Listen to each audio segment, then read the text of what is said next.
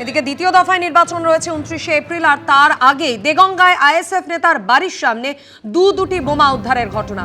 দেগঙ্গা 2 নম্বর গ্রাম পঞ্চায়েতের গোবর্ধনপুর এলাকার ঘটনা, ছবি রেখেছি আপনাদের সামনে।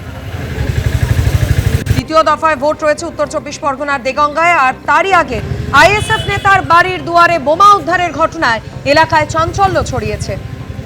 কে বা কারা, কি কারণে এই বোমা এখানে রেখে গেল আইএসএফ নেতা, যার বাড়ির সামনে ঘটেছে এই ঘটনা, কি বলছেন তিনি, পুলিশ সূত্রেই বাকি জানা যাচ্ছে। বিস্তারিত জানাবেন প্রতিনিধি সমীরণ পাল আমাদের সঙ্গে রয়েছেন। সমীরণ, আজকে সকালবেলা বেগমগঞ্জ 2 নম্বর গ্রাম পঞ্চায়েতের গোবর্ধনপুরে ওই আইএসএফ নেতার বাড়ির সামনে দরজার সামনে দুটি তাজা বোমা দেখতে পান এবং সঙ্গে সঙ্গে খবর দেওয়া হয় দেগঙ্গা থানার পুলিশ এসে বোমা দুটি উদ্ধার করেছে। এবং আইএসএফ নেতার অভিযোগ যে গত কয়েকদিন আগে স্থানীয় একটি বাজারে তিনি তৃণমূলের বিরুদ্ধে একটি প্রতিবাদ সভায় সোচ্চার হয়েছিলেন, আর সেই কারণে তিনি চক্ষুস্থ হওয়াতেই তাকে নির্বাচন আগে সন্তুষ্ট করার জন্য তার বাড়ির সামনে বোমা রাখা হয়েছে। যদিও গোটা অভিযোগ অস্বীকার করেছে তৃণমূল, তাদের বক্তব্য যে চক্রান্ত করে গন্ডগোল পাকার চেষ্টা করছে আইএসএফ, এই ঘটনার সঙ্গে তৃণমূলের কোনো যোগ নেই। মাধুরী, ধন্যবাদ সমীরণ। দেগঙ্গার এই ঘটনায় আইএসএফ এর তরফ থেকে কি বলা হচ্ছে, পাল্টা তৃণমূল কংগ্রেসই বাকি বলছে, শুনুন। দুটো বোমা আমার দরজার সামনে রাখা ছিল। কখন দেখতে পাই? আমি ঘুম থেকে উঠে সকালে দেখি দরজা খুলে আমার দরজার সামনে 2 পিস বোমা রাখা আছে। প্রশাসন এসে বোমগুলো উদ্ধার করে নিয়ে চলে গেল। এর আগেও তো আপনার বাড়িতে দুটো বোমা রাখা হয়েছে। এর আগে শুধু আমার বাড়িতে নয়, এর আগে আমার বাড়িতে 1 পিস দিয়ে গেছিলো, আমার কর্মীর বাড়িতে 7 পিস দিয়ে গেছিলো। তারপরে তোমার আমাদের তেলিয়া এক কর্মীর বাড়িতে 1 পিস বোম ছাদের উপরে মারলো, ফাটলো, তারপরে 1 পিস ফাটলো না, ছাদের উপরে রয়ে গেল। এটা তৃণমূল কংগ্রেসেরই কাজ। আমি আইএসএফ দল করি এবং দেগঙ্গা 2 নম্বর অঞ্চলের আইএসএফ এর আমি সম্পাদক। এই যে তৃণমূল কংগ্রেসের যারা নেতৃত্ব দিচ্ছে তাদের পায়ের তলা মাটি সরে যাচ্ছে, এসব ভিত্তিহীন। কোনোদিনই আমাদের এই বুথে গন্ডগোল হয়নি। দীর্ঘ 25 বছর আমি রাজনীতি করা কারণে কোনোদিনই ওরা জিততে পারেনি। এখানে কোনো বোমা রাজনীতি হয়নি। ওরাই বোমা তৈরি করে সেগুলো কি করবে, ওদের বাড়ির সামনে দিয়ে তৃণমূলকে দোষারোপ করার চেষ্টা করছে। এখন আমরা মমতা ব্যানার্জির আদর্শে, মমতা ব্যানার্জির উন্নয়নে মানুষে ভোট দেয়। গোবর্ধনপুরের মানুষ কোনোদিন অন্য দল করেনি, তৃণমূলকেই জিতিয়েছে, আগামী দিনেও জেতাবে। প্রথম দফার ভোটে অশান্তি এড়ানো গেল না মুর্শিদাবাদের নওদায়। কেন্দ্রীয় বাহিনীর সামনে লাঠি দিয়ে ভাঙচুর করা হলো হুমায়ুন কবিরের কনভয়ের গাড়ির কাজ। আক্রান্ত হলেন তার দলের এক কর্মী। পাল্টা লাঠি হাতে তৃণমূল কর্মীদের উদ্দেশ্যে তেড়ে গেলেন হুমায়ুন কবিরের অনুগামীরা। চলল ইট বৃষ্টি। ভেঙে চুরমার কনভয়ের গাড়ির কাজ, লাঠি বাঁশ দিয়ে চলল হামলা, মুহুর্মুহু হলো ইট বৃষ্টি।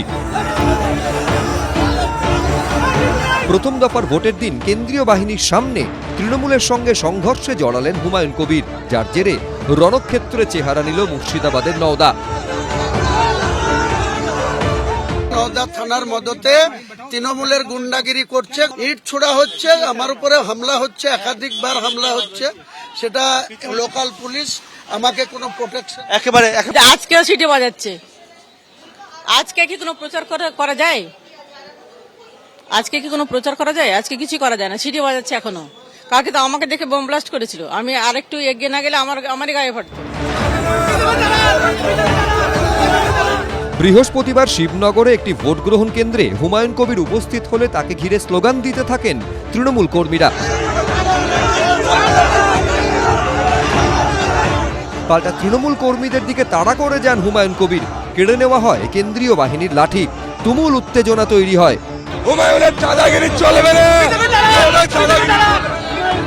দালালি হট হট হট গেছে।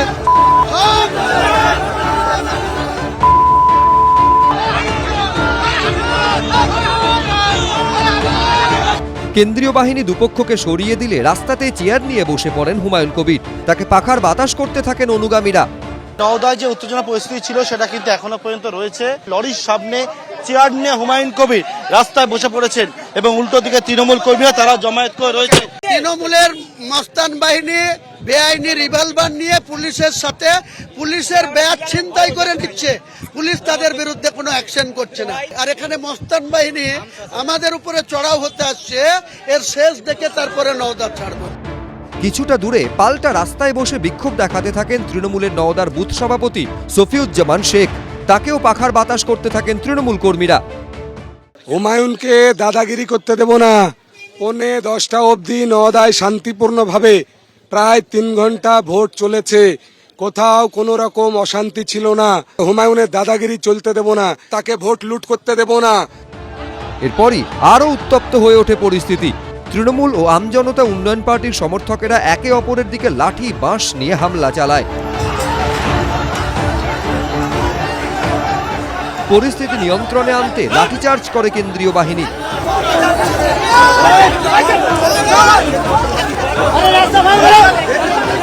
শেষে কেন্দ্রীয় নিরাপত্তা বাহিনীর ঘেরাটোপে এলাকা ছাড়েন হুমায়ুন কবির।